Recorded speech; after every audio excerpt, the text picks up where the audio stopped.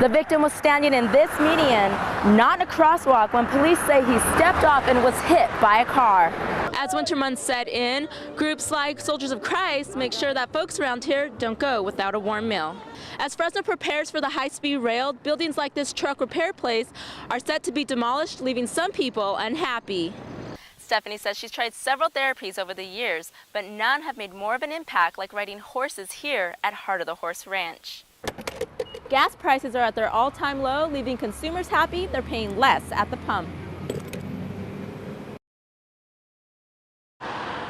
Many of you have been there, waiting in anticipation during a DUI checkpoint. But what do you do when the officer taps on your window and asks, "Anything to drink tonight?" East Coast defense attorney Warren Redlick created a flyer to help the driver opt out of that checkpoint. He says that most drivers getting pulled over are not aware of their rights. The challenge is, how do you assert your rights without screwing up? The flyer states, "I will remain silent. No searches. I want my lawyer." Redlick says the purpose of this flyer is to help state your rights silently instead of fighting with police. Whether it's a good idea depends on who you talk to. Police say you must comply, but the attorney says it's just not true. We are complying. We are minimally complying. We're not going beyond what is required by the law.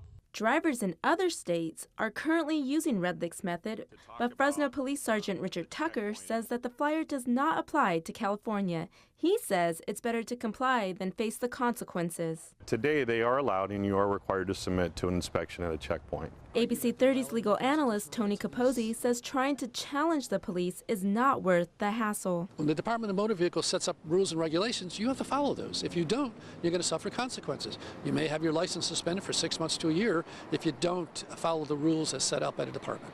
Drivers can still be given a DUI citation even if they are below the legal drinking limit. Big hats, cowboy hats, crazy hats, and ball caps.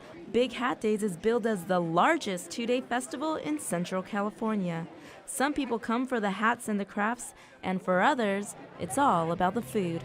We have 42 food vendors. Fran Blackney with the Clovis Chamber of Commerce says more than 140,000 people attend Big Hat Days, and when it comes to the food, there's something for everyone. You can come get fresh baked cobbler with ice cream on them, fried wonton tacos, I know it's virgin pina coladas and fresh pineapples, cheesecake on a stick dipped in chocolate. And the list goes on. One favorite is Sweetie's Candy. Rosa DeLeon and her husband Art started the business 4 years ago as a hobby. The minute that we brought it out to actually the Clovis Farmers Market, it just exploded. Today, I'm learning how to make one of Sweetie's top sellers that has the customers coming back. Their exclusive flavor, strawberry banana. The DeLeons give a percentage of the proceeds from selling the cotton candy back to the community. That and seeing people react to the unique flavors is what makes it all worth it. There's nothing like watching the kids and their faces when they taste the cotton candy, but not just that, even the older people. Faces like baby Jameson. His mom says she's glad she can share this tradition with him. It's Jameson's first time to Big Hat Days, and I think it's just a great experience for everyone to experience at least once.